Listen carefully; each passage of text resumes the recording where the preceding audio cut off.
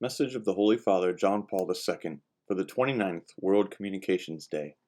Cinema, communicator of culture and of values. Dear brothers and sisters, this year, on the occasion of World Communications Day, I would like to invite you to think about the cinema as a communicator of culture and of values. As you certainly will know, during the current year, celebrations are being held around the world to commemorate the first centennial of this special and widespread medium of expression, now so easily accessible to all. The Church has often pointed out the importance of the communications media in transmitting and promoting human and religious values, and the special responsibilities that ensue for those who work in this difficult field.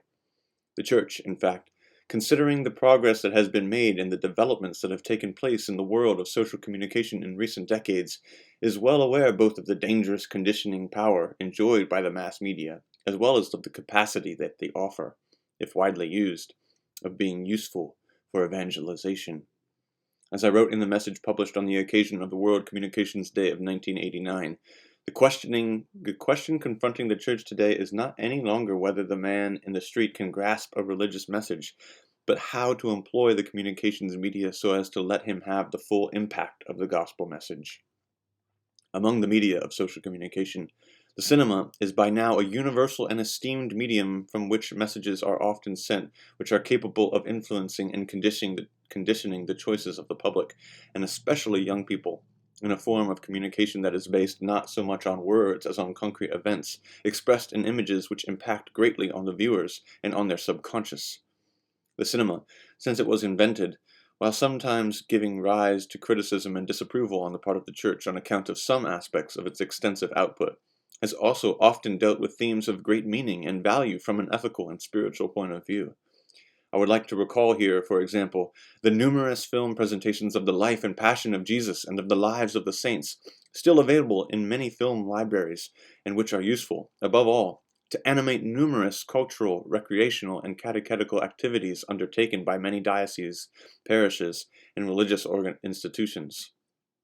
From those beginnings, a rich body of religious cinema has been produced, with a large number of films that have had significant influence on many people, albeit with the limitations that the passage of time inevitably tends to highlight.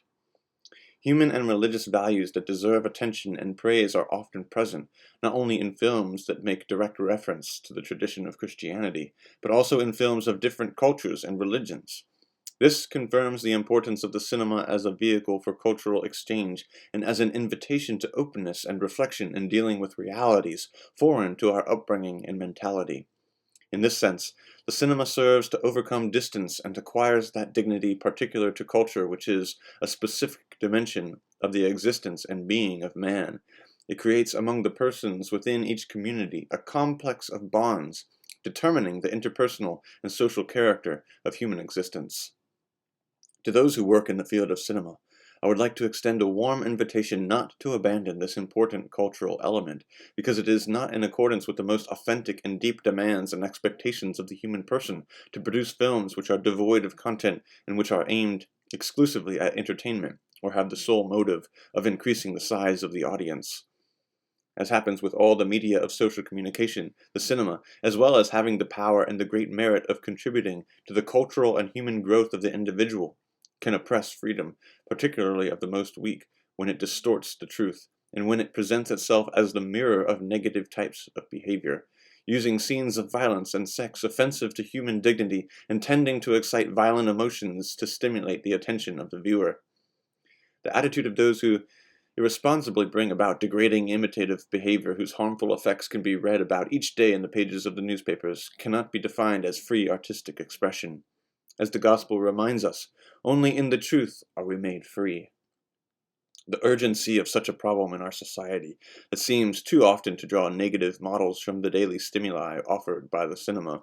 as well as by television and by the newspapers, urges me to extend, once again, a pressing appeal both to those who are responsible for the industry, so that they may commit themselves to working with professionalism and responsibility, as well as to the viewers, so that they may know how to react in a critical way in the face of the ever more demanding proposals offered by the world of the media, including the cinema, and be ready to judge between what may be an opportunity for growth or an occasion for harm. When the cinema, in obedience to one of its principal aims, presents us with an image of how we are as human beings, it must provide, from a basis in reality, worthwhile opportunities for reflection on the concrete conditions in which we live. It must therefore offer material for reflection on issues such as social commitment and the condemnation of violence, of all forms of exclusion, of war and injustice. These concerns, often dealt with by the cinema in its 100-year history, cannot leave indifferent all those who are worried about the fate of humanity. This means encouraging those values that the Church has at heart and contributing directly to the spread through a medium which so easily and effectively reaches the public. On this day, above all, on the threshold of the third millennium, it is essential to ask ourselves definite questions, not avoiding the problems, but looking for answers and solutions.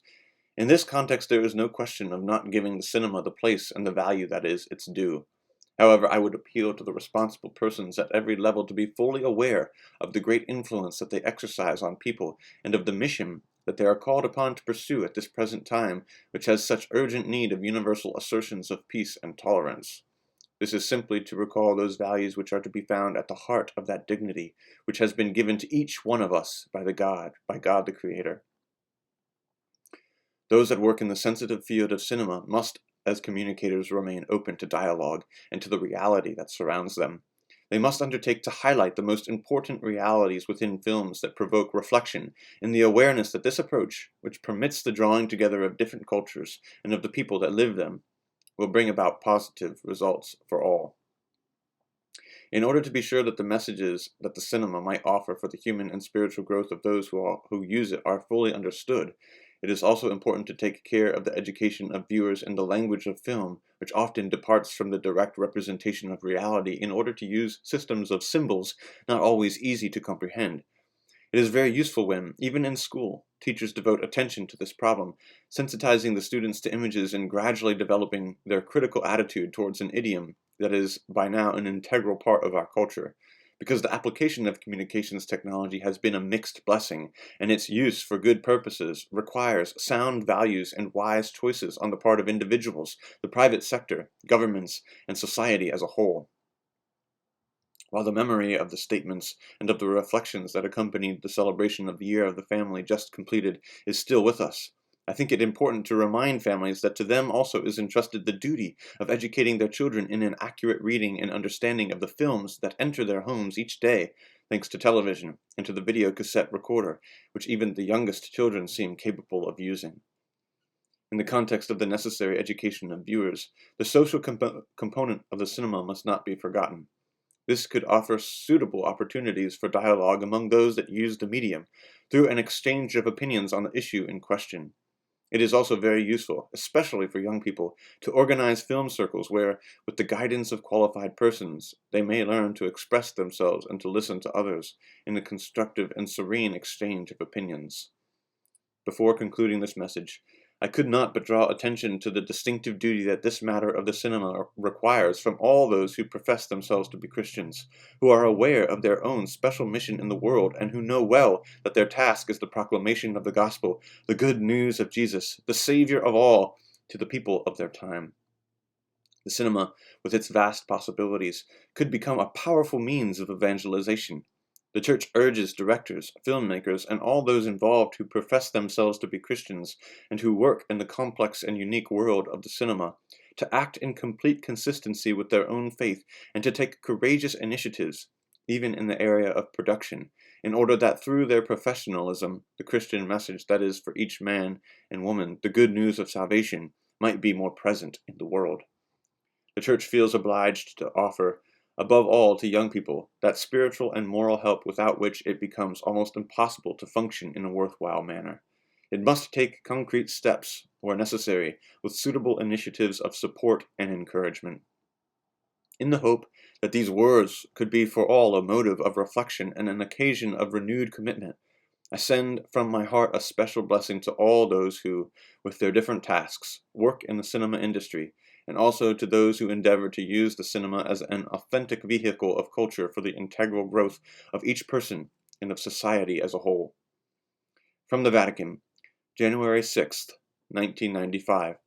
the Epiphany of the Lord.